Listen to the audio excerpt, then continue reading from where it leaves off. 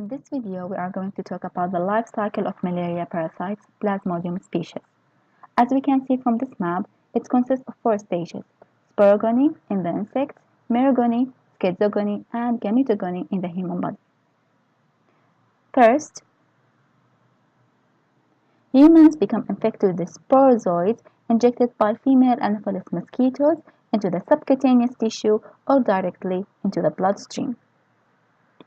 Then, the sporozoids will travel to the liver and invade hepatocytes. Thrombosporin-related adhesive protein trap and thrombospondin domains on sporozoids will bind specifically to heparin sulfate protoglycans on hepatocytes and support sporozoids invasion.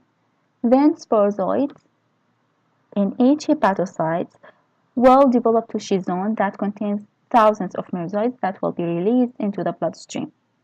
Before we are going to talk about the next stage, there's something important about this stage. First, it's called asymptomatic because there's no disease that results from invasion and colonization of hepatocytes by malaria sporozoites. Second, it's called exoerythrocytic stage because it's away from the bloodstream.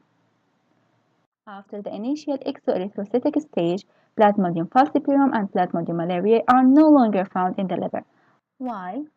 Plasmodium vivax and Plasmodium ovale will maintain in the liver as dormant form called hypnozoite to cause relapse. So infected hepatocytes will rupture and schizone will also rupture and release merozoites into the bloodstream. Merozoites will invade red blood cells when released from hepatocytes. In the RBCs, merozoites develop to trophozoites, hair-like bodies. Then trophozoites will form schizone that contains merozoites that will be released in the bloodstream and will infect and invade more RBCs. This cycle called asexual stage, and the repetition of this cycle will cause malarial characteristics manifestation. The erythrocytic replication cycle lasts for 24 hours in Plasmodium nulci, 24 to 48 hours in Plasmodium falciparum, and we call it malignant tertian fever. The erythrocytic cycle in Plasmodium vivax and Plasmodium ovale will last for 48 hours, and this is why we call it tertian fever.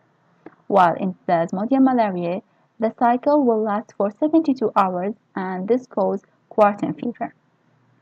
In Plasmodium falciparum, something special about it that will generate adhesive protein on the infected RBCs called NOPs, and these NOPs will cause the infected RBCs to adhere and bind to the endothelium cells of vessels and capillaries and will cause clots.